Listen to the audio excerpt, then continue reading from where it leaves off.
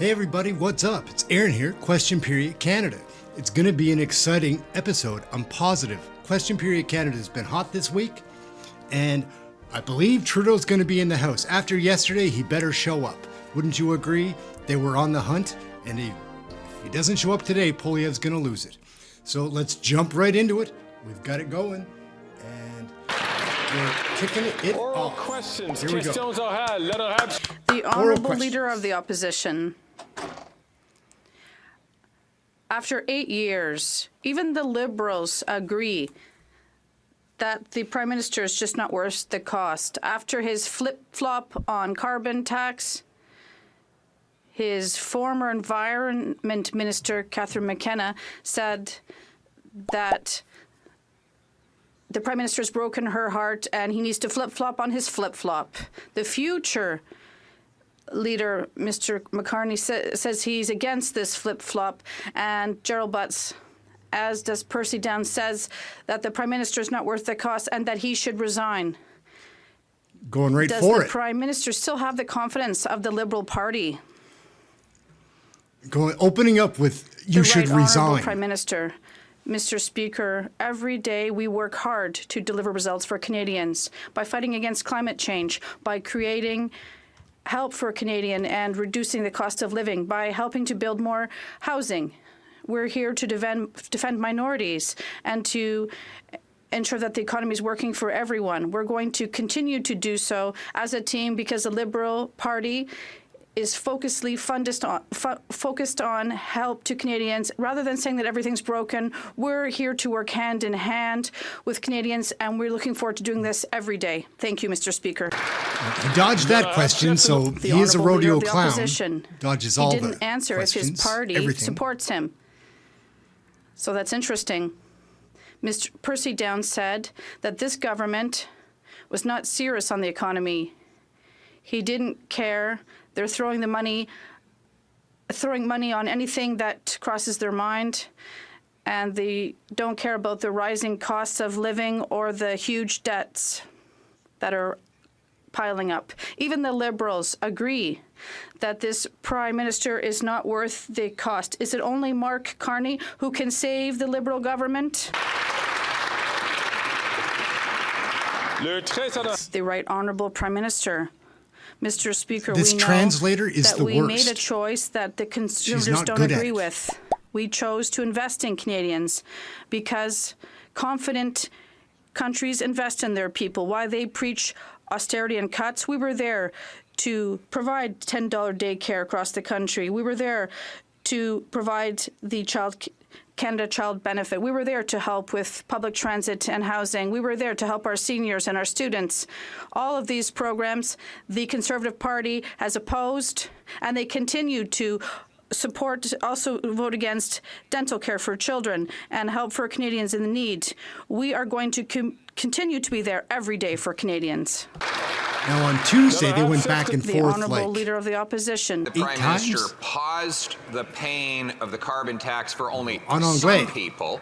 The Liberal Rural Affairs Minister said, well, other people should have elected Liberal MPs if they wanted to be able to afford heating their home or feeding their kids. The Prime Minister has not denounced that viewpoint. In fact, he's doubling down on punishing people elsewhere. But Liberal MPs in Sudbury, Thunder Bay, North Bay, Sault Ste. Marie, they have starving constituents who are worried about the heat going out as well. Will they have a free vote on my motion to keep the heat on and take the tax off for everyone this Monday?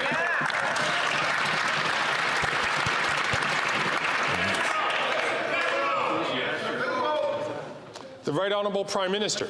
Mr. Speaker, as a government, we're phasing out the use of coal because it's dirty and bad for the environment. We're now moving on phasing out home heating oil because it's dirtier, more expensive, and is disproportionately relied upon by lower-income Canadians who don't have other choices.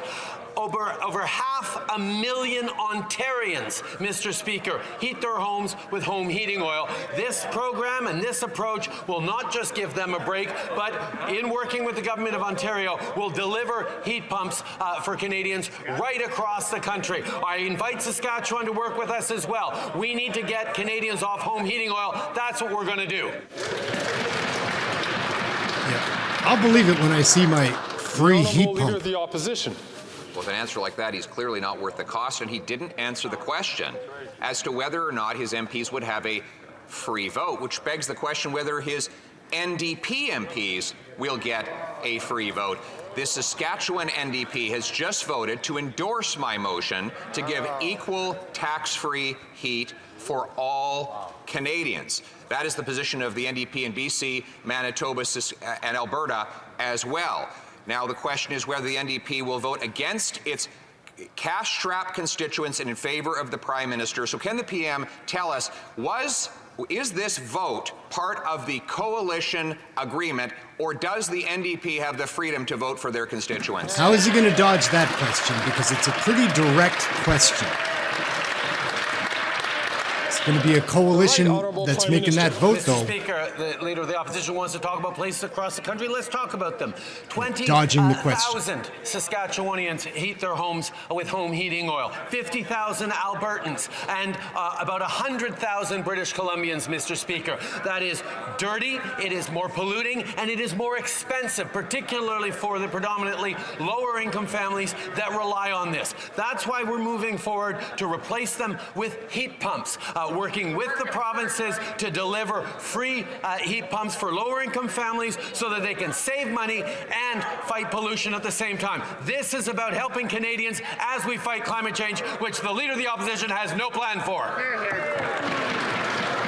He just dodged the question completely. It was about whether the NDP was going to have a free vote. Prime Minister save his political bacon, Mr. Speaker. And we know that because he's now admitted that his carbon tax is not worth the cost of oil for some people in some regions. My motion simply says that all Canadians get the same break. After all, a Canadian is a Canadian is a Canadian. Yesterday, the Prime Minister indicated that he wants to have a carbon tax election on his plan to quadruple the tax to 61 cents a litre on heat, gas, and groceries. So will he confirm whether or not he considers my motion to keep the heat on and take the tax off a confidence vote? Okay, let's pay attention to how Trudeau slips out of having to answer this question directly. He's going to open up with a statement that has nothing to do with the question, some other policy or platform. Mr. Speaker, home heating oil is dirtier, more expensive, and more relied on by lower-income Canadians across the country. 1.3 million households across this country rely on home heating oil. That's why we're working with the provinces that want to replace them for free with heat pumps. That's what this is about. Now, Mr. Speaker, the Leader of the Opposition is making a serious mistake if he thinks that Canadians are not concerned about the environment, or that Canadians don't know that protecting the environment does go hand in hand with creating good jobs and prosperity for them across the country. That is a conversation I look forward to continuing to have over the next 2 years with Canadians. Just doesn't have a straight answer to give. Not one. Did you see yesterday how crazy Greg Fergus was acting? Fergie was out of control. Mr. Speaker, yesterday, the Quebec government announced its immigration targets, i.e. how many people Quebec will be able to welcome and to teach French to. And the federal government did the same thing, and they're not at the same place at all. Nevertheless, at the same time, I asked all members, including the Minister of Immigration and the Prime Minister, if they would accept to consult Quebec to set 2024 targets. The Minister of Immigration voted yes. Should I assume that the targets yesterday are only interim and they will consult Quebec?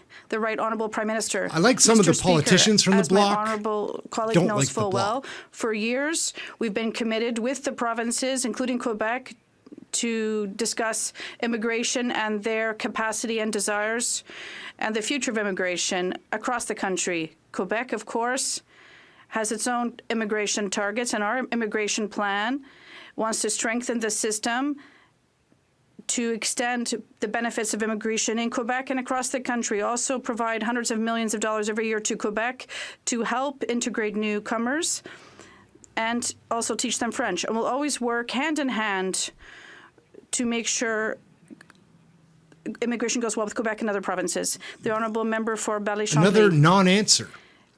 Sure, it's it's always right. been true for health as well. We always say that we've talked with them, but we've never changed anything. But yesterday, he voted. He said, yes, I'm going to consult Quebec before setting targets for immigration, and his minister was announcing them. So they should be coherent and speak with someone Quebec. Otherwise, they need to be aware of this. Quebec has to be able to teach French to the immigrants that come. Otherwise, they lose their weighting in the Canadian Federation. What will the conclusion be, Mr. Speaker? The Right Honourable We'll be off Prime Quebec Minister. after he dodges this question. We have provided hundreds of Jagmeet will be millions up of next. dollars every year to Quebec to help teach French to immigrants. Quebec establishes its immigration targets, and will always continue to work with them. For months and years, we've been working with them on immigration. We're going to continue to do so. So yes, we did support the motion that said we'll continue to speak with Quebec and the other provinces while we establish targets, and we're going to continue to do so responsibly, reasonably, and ambitiously for the future of our country. Who do we The got honourable next? member Is it for New Jagmeet? Westminster No. Burnaby. The cold is setting in. Jagmeet's Heating away costs today, are playing adding hooky. to families' already tight budgets. And this government says it's only willing to help if you voted Liberal. It's shameful. The NDP's plan to eliminate the GST on home heating will put more money back into the pockets of everyone across the country while protecting the environment. Again, the Conservatives have said no to this NDP proposal. Will the Liberals eliminate the GST on home heating to help families who are already struggling? They could force the Liberals to do The Right Honourable almost Prime anything Minister. they want, but they I don't. know, Mr. Speaker, that my honourable colleague is truly concerned about the environment and climate change and wants to help Canadians to be able to face the cost of living. And that is why he understands that with more than 100,000 families in BC who rely on home heating oil, it's a big challenge for them in terms of their wallets and the environment. So we have an approach that will replace this home heating oil in BC with heat pumps, and it'll help families to face affordability, and I look forward to continue working with him. The honourable member from Skeena Bulkley Valley. I just don't trust him anymore. Liberal member for Kings Head said we should do our homework when it comes to heat pumps. Well, you know who did his homework? Perry from Smithers, BC. He's a teacher, after all, and for a year and a half now, he's been trying to jump through all these government's hoops to get a $5,000 heat pump rebate. I talked to the folks at Efficiency Canada, and they told me unequivocally this government's heat pump program does not work for people on low income. So will the Prime Minister commit to offering the same deal he just offered Atlantic Canadians for heat pumps to all Canadians who heat with fossil fuels? Hear, hear. Good one. That was fun. You made some good points. Prime Minister. Yes, Mr. Speaker. Yes, that is exactly what we are doing. We are offering the same program for heat pumps that we have with Nova Scotia, PEI, and Newfoundland and Labrador to all provinces across the country. All they have to do is join us in making sure we can deliver heat pumps for free to low-income Canadians. There are 1.3 million households across this country, 500,000 in Quebec, 250,000 in Ontario, tens of thousands across the provinces that need to replace those heat pumps to clean the air, to save their wallet some money. That's exactly what we're doing. I look forward to working with BC and all other provinces on this program. Oh, he's all pumped up there. He gave an answer in the beginning, but then he flipped it back that the provinces, it's up to the provinces to participate in their program.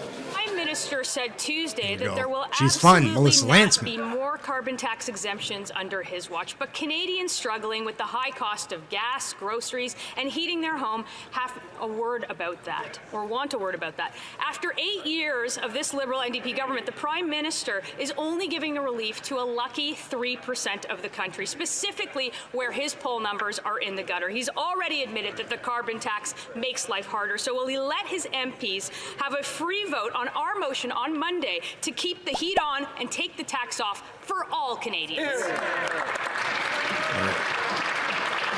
Lanceman's pretty good. The Honourable I like the Minister. way she speaks or something. I can't put my finger on it. I noticed the phrase, a lucky 3%. These are people who pay 2 to 4 times the cost of natural gas. These are folks for whom their costs have gone up by 75% during 2022. These are not the lucky 3%. We have focused on people who actually have a strong affordability challenge because of the inordinate cost of heating oil. We've put in place a measure that will ensure affordability, but will do so in a manner that fights climate change. Truly, a lucky 3%? Really? Old Jonathan Wilkinson's been on the floor a lot, and he's got a funny way of delivering his messages. When he's desperate and flailing, not confident about his leadership. Canadians in other parts of the country now have one more reason to regret voting for them. Like in Northern Ontario, where a minister at the cabinet table has sold out her own neighbours and left them out in the cold. So will she vote with those who sent her to this place and scrap the tax on all home heating, or will she vote with the Prime Minister and remind Thunder Bay that she's just not worth the cost? She has crazy hair too. It's fun, I think. The Honourable Member, Minister. Did anybody see how bad Greg was yesterday? She will stand with the folks that have an affordability challenge related to heating oil. They will apply in every province and territory in this country where provinces step up to co-deliver with the federal government. It is a plan that will address the short-term issues for those folks who are most pressed, but do so in a manner that will save significant dollars in the long term. It will address it in a manner that is consistent with fighting the existential threat of climate change. And I say again in this House, it is a shameful thing that in this country we still have a political party that does not believe in the reality of climate change and has no plan to address it. It's a good one. Wilkinson was coming with some heat at the end there. Maybe we'll see him freak out on Tuesday. I think he kind of lost it. Actually shameful is how they continue to divide Canadians every chance they get. Now it's about heat. Siggy in Dufferin just paid $100 to heat his home for 1 month. $100 in carbon tax. In the Maritimes, Siggy would pay $0, dividing Canadians. Siggy's on a fixed income. He can't afford it. They're basically saying to him he should freeze in the dark. Why don't they stop dividing Canadians? And will they take the tax off so Siggy can keep the heat on? It's -2 here. My heat right now is off. The Honourable Minister. It's 15 or 16 degrees in here. Who are dividing Canadians is the Conservative Party of Canada. We are focused on ensuring that we address what is a significant affordability challenge. The heating oil costs 2 to 4 times what natural gas does, and it appreciated by 75% in 2022. It is time that the Conservatives stop playing partisan games and focused on good public policy that addresses critical issues that face Canadians, but does so in a manner that protects affordability and addresses climate change. Once again, I would say it is shameful that they have no policy to address climate change. Okay, I don't agree with anything that he's saying, but I don't mind the way he's saying The Honourable Member from Dufferin, Caledon. Somewhat entertaining. Making $300,000 Not as good as Kyle, though. Being driven around in a limo says I'm making a political stunt when I talk about a retired senior who can't pay the carbon tax. This behavior by them is disgusting, and not all Liberals have to behave that way, because on Monday a common sense Conservative motion to axe the tax will take place. They don't have to behave like a limousine Liberal minister. They can stand up for their constituents. They can vote to take the tax off so people like Siggy can keep the heat on. That's a lot of finger pointing. That's a lot of finger pointing. It's pretty good. Minister. Thank you, Mr. Speaker. And, oh no, Seamus is going to be sassy. My colleague here in the House. In fact, on the other side of the House, they do have a plan. They do have a plan, and in fact, they had that plan, and some of them owe their seats to that plan. It was a carbon tax plan. It was the Ehren O'Toole Christmas wish book of greeny things. Trying to be funny. The Conservative Party will pick out just in time for the holiday season. Mr. Speaker, once again, with the price on pollution, we put cold, hard cash back into the pockets of Canadians, not got the O'Toole Christmas wish book. Thank you, Mr. Speaker. He's so dramatic. Okay, that was not great, but earlier in the week he had some zingers. He was pretty funny. Oh, Greg's back at it. I'm sure that all members would like to hear the question from the honourable member for Haut-Saint-Charles. Mr. Speaker, You'd think you'd let learn. me give you a few facts. The carbon tax affects Paul the price Jules. of food in Quebec, and the second tax will apply to Quebec. The Bloc wants to hike Liberal taxes on gas and food. A record number of Quebecers use a food bank each month. The PM has just announced a carbon tax break, but only for Atlantic Canada. This is unfair and illogical. Will the Liberals vote with us on our common sense motion to eliminate the carbon tax on all forms of heating for all Canadians? The Honourable Minister. Thank you, Mr. Speaker. The price on the pollution puts more money back in the middle-class Canadians' pockets. Climate change, we know that the leader doesn't believe in what I've just said, but does my dear colleague agree Talk so slow. that we need to meet with former colleagues from the University of Laval for a 101 class on the price on pollution? The honourable member for Haut-Saint-Charles. Mr. Speaker, I'd like to tell my colleague, the member from Quebec, that his Atlantic colleagues had another version of the price on pollution, as he calls it. What we saw in Atlantic Canada, that people were struggling in Atlantic Canada, and the Prime Minister had to flip-flop and eliminate the carbon tax. What we're asking is to be fair for all Canadians and Quebecers, because the federal carbon price also increases the carbon market in Quebec, which has doubled. So will the Bloc vote with the Liberals and perhaps the NDP to cut the carbon tax for all home heating? It's too bad that Pierre doesn't speak more English, Minister. because Thank you, Mr. he's entertaining Speaker. when his English is great. I don't Nice count poppy. one or two or three, but 4 members from the Leaders' Caucus that supported a price on pollution in Quebec. How many others, Mr. Speaker, are hiding that have changed their opinion since they became Conservatives? And the message I have for them, Mr. Speaker, is to don't be afraid of their leader and to respect their opinion, Mr. Speaker. Look at Adam Vanderhoeven behind her. He's freaking out at the other side. He's making all these The gestures. honourable member for Lac-Saint-Jean. You can see these Mr. things, Speaker, yesterday at 11:30, the Quebec immigration minister said that she had not discussed targets with the federal government. At 3:30, the federal immigration minister voted in favor of a motion to review new targets after consultation with Quebec. Then at 4 p.m., he made public the targets for 2024. If the Immigration Department were as quick to manage files as the minister is to renege on his vote, we wouldn't have to have 2 million backlogged files. Will he respect his vote and review his targets? His glasses almost fell off and he was standing still. Parliamentary Secretary. Mr. Speaker, I'm glad the member opposite has brought this up. I'm proud to stand in the House today and re-echo that yesterday we tabled our new immigration levels planned for 2024 to 2026.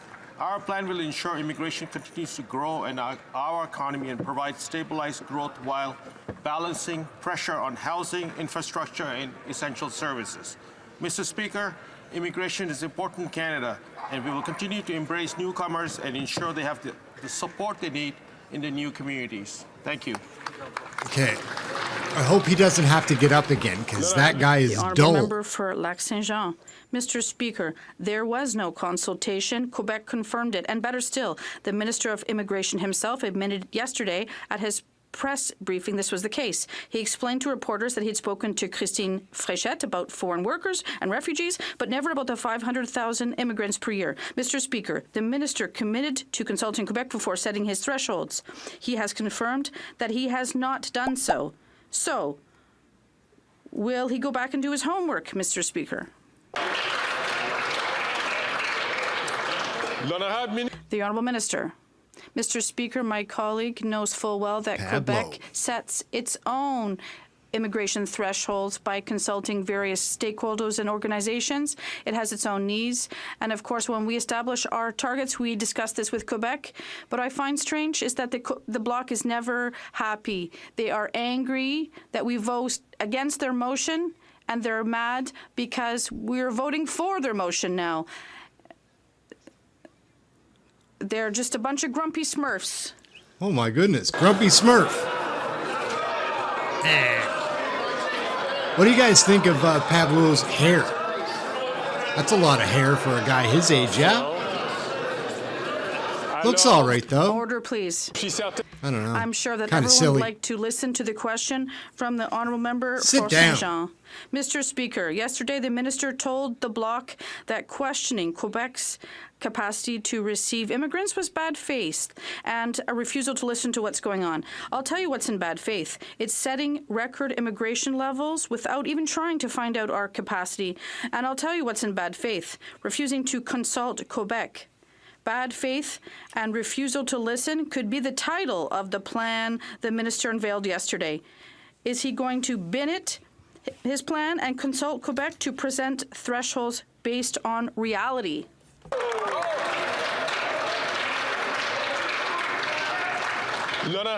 The Honourable Parliamentary Secretary. Mr. Speaker, once again, the Bloc wants to seek quarrels with the federal government. We are investing in French, even in Quebec. We have invested tens of thousands of dollars, new funding as part of our action plan for French learning. Nevertheless, we've also given Quebec $500,000 to invest every year. Is the leader of the Bloc against this funding? We have a plan to support Quebec and to provide investment across the country and in Quebec as well. The honourable member from Foothills. Monday, all right, we'll yes. be voting on a common sense John conservative Barlow, motion serious. to axe the carbon tax on home heating for every single Canadian. That's right. It's snowing in southern Alberta. It's cold, but it shouldn't be a luxury to heat your home. And yet when this Prime Minister quadruples his carbon tax, Mountain View Farms in my riding will be paying $480,000 a year in carbon taxes. But this Prime Minister says no carbon tax relief for Alberta. But on Monday, the Liberal members from Calgary Skyview and Edmonton Centre have a chance to defend Alberta and vote with us to end the tax and keep the heat on. Will they do it? I think John knows the answer to his own question right there. Minister. Thank you, Mr. Speaker. My honourable friend across the aisle is forgetting some facts, which is the price on pollution is put in such a way that there is a rebate that goes back. 80% of Canadians get more money back, and in fact, Alberta family of four gets $386 per quarter.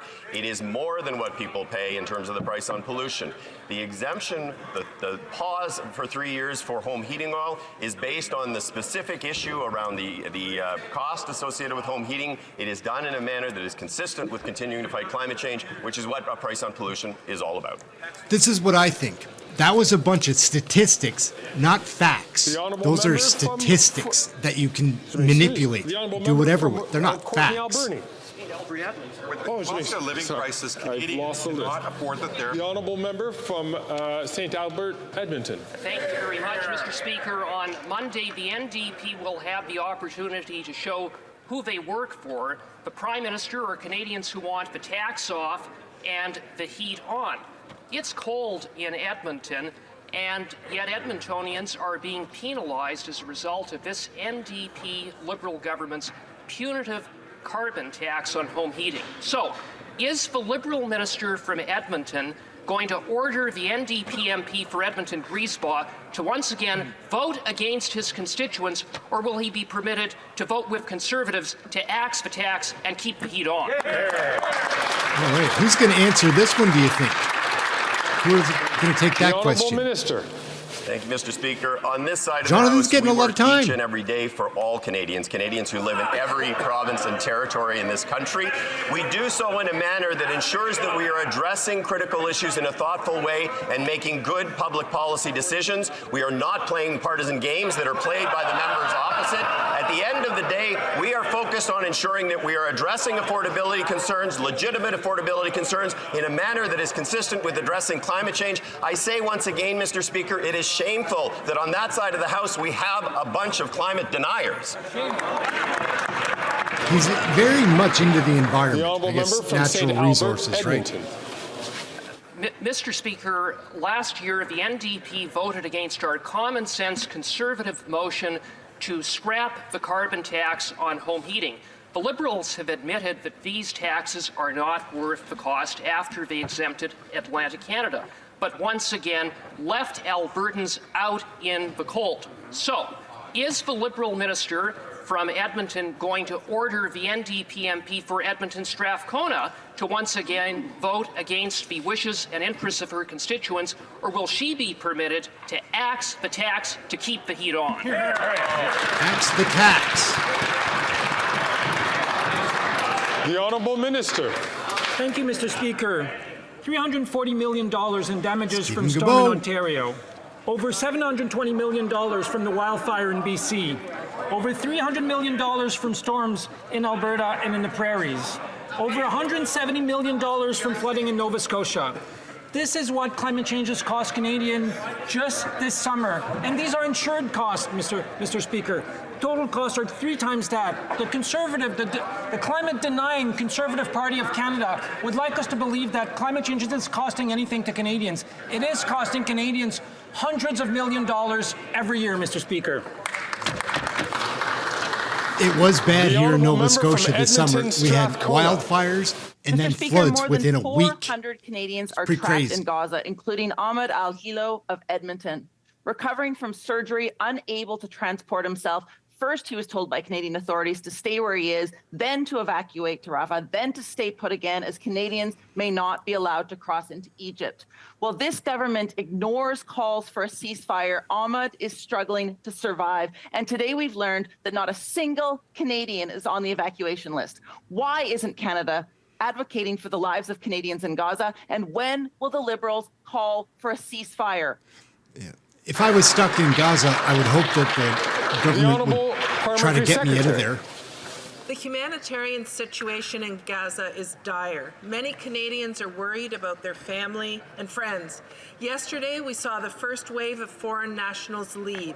I want to reassure Canadians that we are in regular close contact with Egypt and Israel to push for Canadians to leave as soon as possible. We continually try to reach all Canadians' permanent residents and their family members to give them the latest information.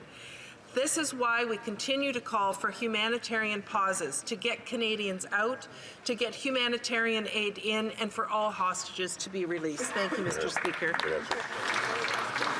Now it's the Honourable Member from Courtenay, Alberni.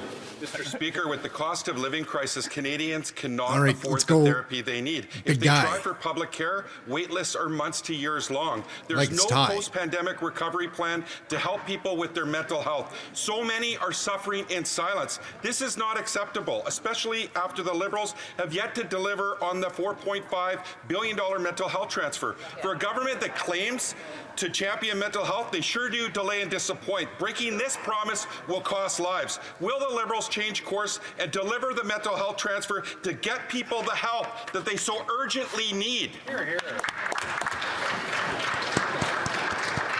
Mental health is important too. Mr. Speaker, thank you, and I thank my honourable colleague for his question. His commitment Mark to mental freaked health out is yesterday. something that I share deeply and profoundly. In his home province of British Columbia, the agreement that we made to see over the next 3 years a really historic amount of money flow to help in all aspects of healthcare, including mental health, was exceptionally important. We're committed not only to see that in British Columbia, but across the country. We have much more work to do in mental health in all aspects of mental health. This is going to require a whole of government approach, and it really requires all of us to think about how we can do everything we can to treat each other better and put mental health at the front of our workplaces and in our lives. You don't see pinstripes very often anymore. You just don't. It's the first time I've noticed them in forever. Sea to Sky Country. Mr. Speaker, people in my riding of West Vancouver, Sunshine Coast, Sea to Sky Country, and right across the country are grappling with the housing crisis. Now more than ever, they need more affordable housing options like co-ops. In my home province of British Columbia, 275 co-ops provide safe and affordable housing to well over 15,000 people. We need governments to build on this by promoting and expanding co-op housing across the country. But earlier this week, when asked about social and co-op housing, the Conservative leader said, "We do not need a Soviet-style takeover of housing." How does the Minister of Housing, Infrastructure and Communities respond to that? The Honourable Minister. Let's see the response. When it comes to affordable housing, the Conservative Party couldn't be more out of touch. Referring to co-ops as Soviet-style housing is a slap in the face to the 250,000 Canadians who live in homes like that. This isn't the first time I've seen him criticize middle-class Canadians' living arrangements. Just this past summer, he labeled a woman's home in Niagara a shack on a live video. Mr. Speaker, Canadians need bold federal leadership to solve the housing crisis, and that's what we're going to deliver. The Conservative leader who insults middle-class homes while he goes home to his own government paid for housing arrangement simply doesn't get it. It's reckless behavior. We won't stand for it. He must have a sore arm. He only used one. Must have slept on his side last night. Member from South Surrey, White Rock. The BC NDP Premier has demanded carbon tax fairness and equal treatment for British surprise you Columbians. sometimes. The NDP member for North Island Powell River votes with her Ottawa boss, the Prime Minister, punishing people in Campbell River struggling with high home heating costs. On Monday, we'll vote for our common sense plan to take the tax off all home heating for all Canadians for good. How does this carbon tax coalition work? Will the PM require the NDP member for North Island Powell River to vote against the Conservative plan, or will she vote with us to keep the heat on and axe the tax? The Honourable Minister. What do we got? Of course, Jonathan's been on the floor all week. I had the opportunity to speak to my counterpart from British Columbia this morning. We will be engaging British Columbia in a code delivery arrangement to ensure that 10,000 British Columbia households that are on heating oil will get a free heat pump and get them off to reduce their costs on an ongoing basis.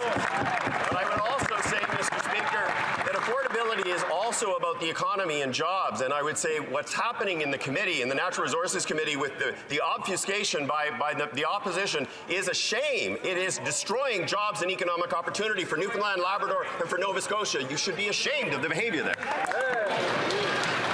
I'll believe it when I see it if I get a free heat pump. Member from South Surrey, we'll wait and see on that I'm one. never ashamed to help keep home heating costs down for all Canadians, Mr. Speaker. After 8 years, Canadians know this flailing Prime Minister is not worth the cost. Seniors in Smithers shouldn't be punished for heating their homes, and the BC NDP Premier agrees. Common sense Conservatives will axe the tax on home heating for every single Canadian. Does the NDP member for Skeena-Bulkley Valley have a choice on Monday's vote, or must he vote with his political master? Will the Prime Minister require that NDP member to vote his way, or is he going to support our Conservative plan to keep the heat on and axe the tax? Who's going to dodge this question? It's going to be Jonathan again? The Honourable Minister. Thank you, Mr. Speaker, and my honourable colleagues should know that the 10,000 homes in British Columbia that actually utilize heating oil, yes, they will actually have access to free heat pumps because the government of British Columbia is stepping up to work with the government of Canada to ensure that that will be the case, addressing affordability concerns not just for the short term, but for the long term, doing so in a manner that is consistent with this government's commitment to fight climate change, a commitment that is shared by governments around the world, a commitment that is shared by every party in this House, except for the Conservative Party of Canada. It was funny when he flew off on Tuesday. He did go, like, not a luxury got for as hot as I've seen him. families and single-parent families to heat their homes, regardless of what type of fuel they use or what region of the country they're from. And after 8 years of this Prime Minister and a year and a half of the NDP Liberal coalition, Canadians realize that they're not worth the cost. On Monday, the NDP will have a choice to make: support their constituents who are suffering from energy poverty, or support a panicking Prime Minister. Will the Prime Minister force the NDP, with what little dignity they have left from their coalition agreement, to support the people they represent, to keep the tax off and the heat on?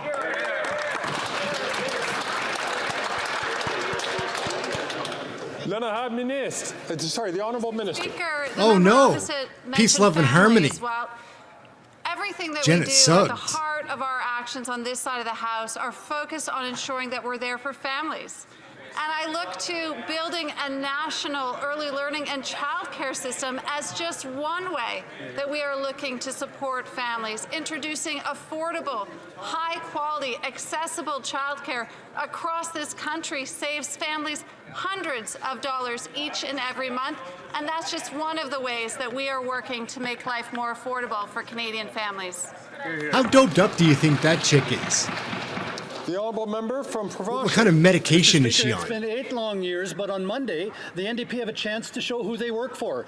Is it for the Prime Minister, who's just not worth the cost, or for Canadians who want the tax off and the heat on? It's cold in Manitoba. It gets down to -40.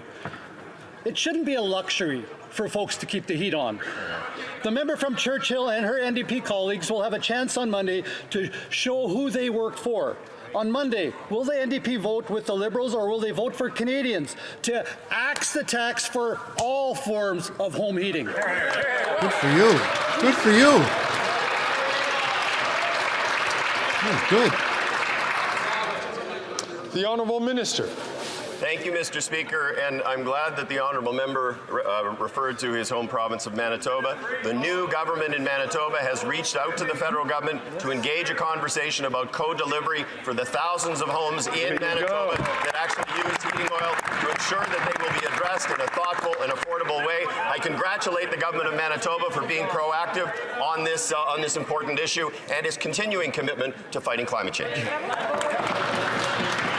He only uses his left hand, and Sean Fraser's only using his right. Mr. Speaker, since June, the Federation of Independent Business has been warning that many small and medium enterprises are headed for bankruptcy. Well, the Federation has updated its figures, and almost nothing has improved since then. As of now, over 220,000 businesses are at risk of failure if the federal government does not extend the repayment of emergency account loans without loss of subsidy. 220,000 SMEs still have neither the cash nor the means to borrow more to repay the loans. When will this government finally understand that these businesses will fail without adequate repayment deferrals? She's only worried about Quebec, though. Honourable Minister. Only. Doesn't care about the rest. That's the problem with the Bloc. We have not given up on small businesses. We supported them during the pandemic and after. What did we do to support them? We created the Canada Emergency Business Account to help businesses remain open. And what are we doing now? We are offering more flexible options so that they can repay their CEBA loans. What else is our government doing? Did she miss a button? We are listening to small businesses around the country, and we are supporting them, Mr. Speaker. Oh, my Lord. Is that appropriate for the House of Parliament as an MP? 18 days, that's not repayment flexibility. In my riding alone, 72 SMEs are at risk of bankruptcy if the federal government doesn't do something. These are family businesses that I know, where people have worked their whole lives. These businesses also employ hundreds of people, Mr. Speaker. If the federal government doesn't stop being intransigent towards our family businesses, in Terrebonne alone, hundreds of jobs could be lost.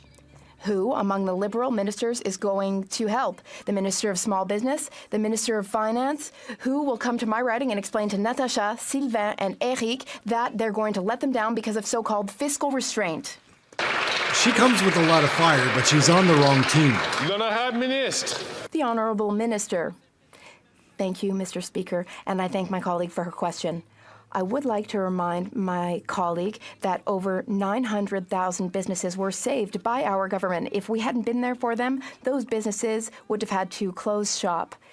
And we have offered 2 repayment deadline extensions. We have offered more flexibility for refinancing and for loan forgiveness. So we are supporting businesses. We always have, and we will continue to do so time and time again. Thank you, Mr. Speaker.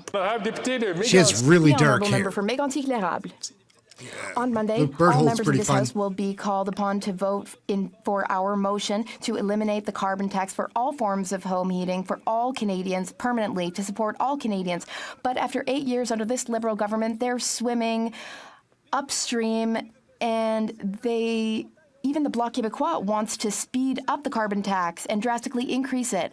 Voting for the Bloc, they're not worth the cost. What about the Bloc Québécois leader?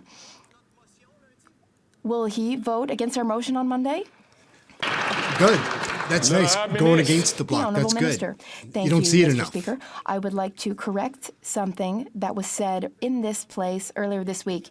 The Governor of the Bank of Canada said that each year carbon pricing contributes to 0.15% of inflation, which he describes as a minor, tiny effect annually. So the carbon tax does not increase the price of everything. That is inaccurate, according to the Governor of the Bank of Canada. The Honourable Member for Mégantic-L'Érable. I don't know about that. Yes, but he should look at his figures and do his homework a bit more because, in fact, 16% of inflation is affected by the carbon tax, Mr. Speaker. But, Mr. Speaker, here's my next question. The NDP only has one Quebec MP. I'm interested to know whether the NDP will vote in favor of our motion to eliminate the carbon tax on all forms of home heating. Will he support Canadians and Quebecers or the Liberals? Will they support the thousands of Quebecers who are using food banks every month? After 8 years of these policies, will the Prime Minister allow the Bloc and the NDP to vote freely of their own accord for our motion on Monday? It's good. You don't see them go at the Bloc enough. They're a part of the problem as well. I find it surprising that the Conservatives are quoting the Bank of Canada governor while they are campaigning to get him fired. Mr. Speaker, the Governor of the Bank of Canada recently confirmed that carbon pricing only contributes 0.15% to inflation, and that carbon pricing will not have long-term effects on inflation. That is what the Governor of the Bank of Canada said, Mr. Speaker. What would you call that outfit? From Niagara Falls. Is that a dress? It's cold in Northern Ontario. It's not a luxury for residents of Northern Ontario to heat their homes. The Prime Minister has created two categories of Canadians: those who got a temporary pause on the carbon tax on home heating and those that didn't. The Prime Minister has been clear that he opposes providing relief from his unaffordable carbon tax for all Northern residents. My question is, will Northern Ontario MPs be free to vote with us on our common sense Conservative motion to take the tax off and keep the heat on for all Canadians? It is cold. We need to turn on the heat. Thank you, Mr. Speaker. As I've said a number of times, the issue around heating oil is it is 2 to 4 times as expensive as natural gas as a heating source. It has accelerated by 75% in 2022 alone. It is creating significant challenge for folks.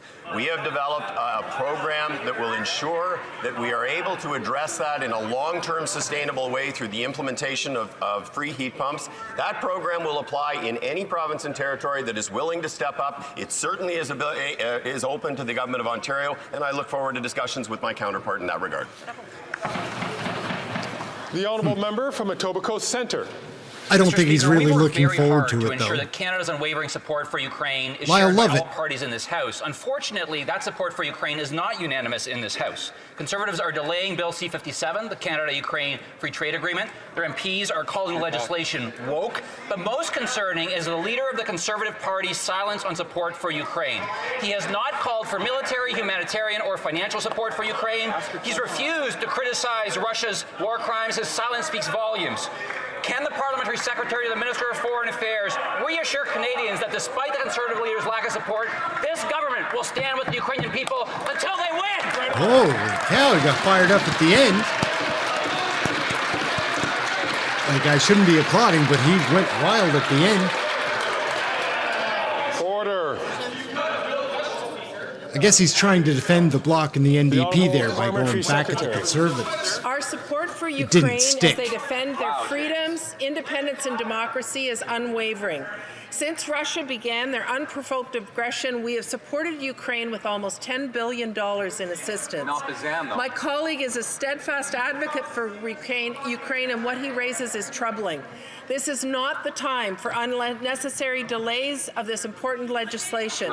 This is not the time for doublespeak by the Conservatives and their leader. I ask the leader of the opposition to stop with the political games and stand with us to show Ukraine and Ukrainian Canadians that we are all united. I don't know about that. I don't think we should be wasting our money like that.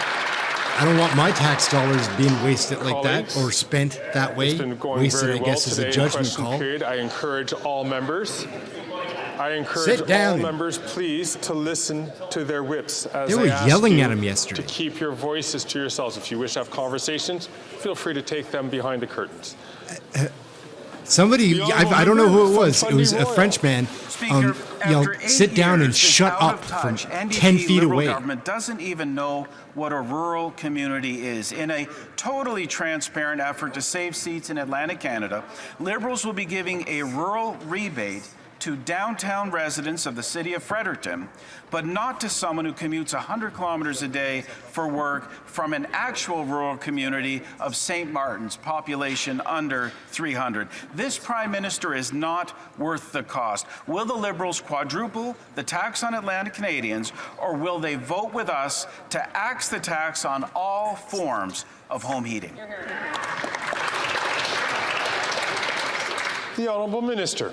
Mr. Speaker, it's hard to imagine a political party more opposed in interest to my region of Atlantic Canada than the Federal Conservative Party. They're painting a measure as only benefiting one region that has national application on just weeks after they signaled that they will not support the development of offshore renewable energy in my region. Mr. Speaker, we are moving forward with a policy that is going to reduce the cost of home heating for many people across the country, and we are going to put more money in the pockets of rural residents across this country as well. It's the right path forward. We're going to protect the environment and save households money at the same time. He's a Liberal from Nova Scotia. What are you going to do? What's hard to imagine is that after this is a Conservative from Nova Scotia. Prime Minister panicked last week with his carbon tax announcement. But Nova Scotians who made the decision to convert to cleaner propane have been exempted from that announcement and will have to pay 61 cents a litre more on their home heating. This flip-flopping Prime Minister has finally admitted that he's not worth the cost. Will the Liberals admit that they're going to quadruple the carbon tax on Atlantic Canadians after the next election? Or will they join us on Monday, the Conservatives, and vote to axe the carbon tax on all home heating? Rick is fresh from the barber. You can tell he just got the little bit that he's got left trimmed. Is I'm unable to discern from the Conservative Party's rhetoric around this issue is whether they actually support our decision to invest in measures that's going to reduce pollution across Canada and put more money in the pockets of households by getting heat pumps to them. For awareness, Mr. Speaker, this is the kind of measure that's going to save my neighbours thousands of dollars every year in reduced energy costs by creating a more efficient solution. It's going to have the same impact for people who use home heating oil right across the country. So I respond with a question to my honourable colleague. Does he actually support the measure that's going to save money for our residents? What do you think the wingspan is on that stretch? Sean's long and skinny, huh? Mr. Speaker, Lord. It's been 8 years of this totally out-of-touch government. The brain. With the backing of the NDP and the Bloc. The Bloc is not worth the cost. Last week's announcement is a humiliation for Quebec. All Canadians need help, not just Atlantic Canadians, where Liberals are dropping in the polls. But yet again, dividing Canadians is what the Prime Minister does best. On Monday, will the Prime Minister ignore the Bloc and vote in favor of our common-sense Conservative motion to help all Canadians? Shoots the dirty look at the end. The Honourable It's Minister. one of my favorite parts. Mr. Speaker, I'm wondering where the common sense is, because many opposition members were part of governments in Quebec and British Columbia, New Brunswick, and in the past they were in favor of carbon pricing. And at that time they seemed to believe in climate change and feel that it was an important issue. There are 200,000 families that use home heating oil in Quebec, and the price of that has increased 2 to 4 times faster than other types of heating. So we are going to work with Atlantic Canada to bring down those prices over the next few years. Member from Cloverdale, Langley City. Mr. Speaker, as we continue on the path of reconciliation, there is more and more evidence showing that Indigenous-led solutions lead to better, more sustainable outcomes and stronger, healthier communities. It's easy to see when it comes to mental wellness.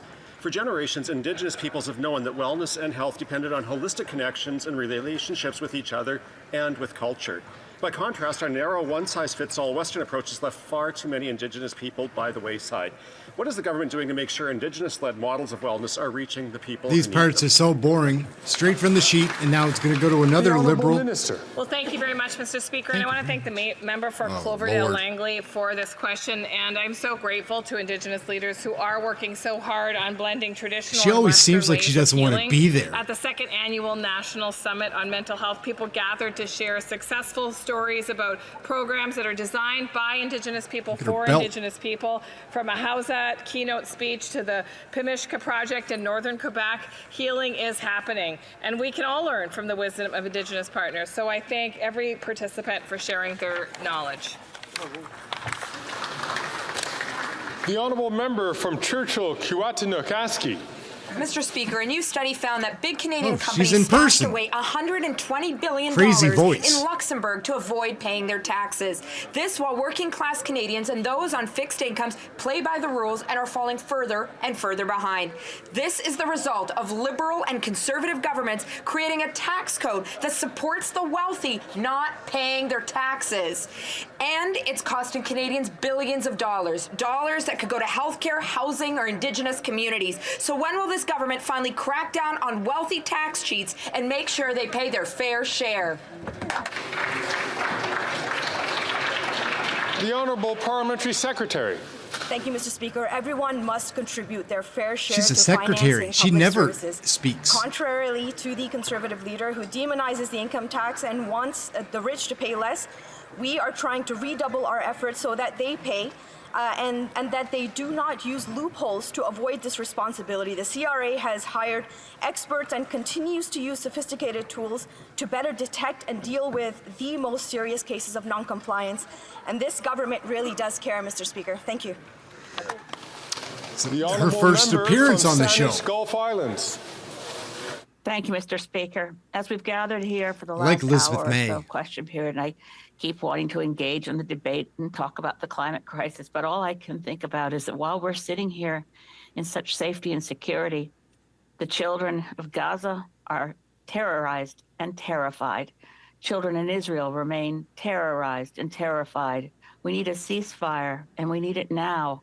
And I want my government, I want the government of Canada that has always stood for peace, for solutions to conflicts that don't involve the bombing of civilians, which is a war crime in itself.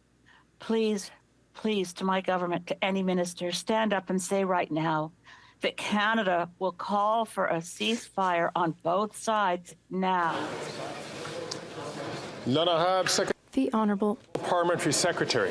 Thank you, Mr. Speaker, and thank you to the honourable member for her compassion and her question. We've seen the horrific scenes of unspeakable violence of Hamas abhorrent terrorism, and we unequivocally condemn the attack. The price of justice cannot be the continued suffering of Palestinian civilians. What is unfolding in Gaza is a human tragedy. The Minister of Foreign Affairs continues to engage in efforts to help Canadians. Mr. Speaker, we need humanitarian pauses. Canadians must be allowed to leave Gaza. More humanitarian aid needs to get in, and all hostages must be released. Thank you, Mr. Speaker. And that brings in to the end of question period. Guys. Before I recognize what are we doing here? Before I recognize Greg's always messing around. I have a message. Honored to inform the House that a communication has been received as follows. November 1st, 2023, Madam Speaker, I have the honour to inform you that the Right Honourable Mary May Simon, Governor-General of Canada, signified royal assent by written declaration to the bill listed in the schedule to this letter on the first day of November. Oh, I guess they cut it off. It's over. So that was a little bit more tame an episode than yesterday. Yesterday was crazy. Tuesday was crazy as well. Those days were a lot of fun. This was a little bit slower, I noticed. But it's still interesting. So like and subscribe. We'll be back. We've got lots more coming. I make lots of other types of videos too. The little short ones for your phone or tablet. I make middle, moderate length videos as well that are pretty fun. That's it. Thank you all for joining us. It's a great time hanging out with you guys, watching this stuff, getting caught up, learning about things. For tonight, we're out. Thanks again for watching. We'll catch you next time.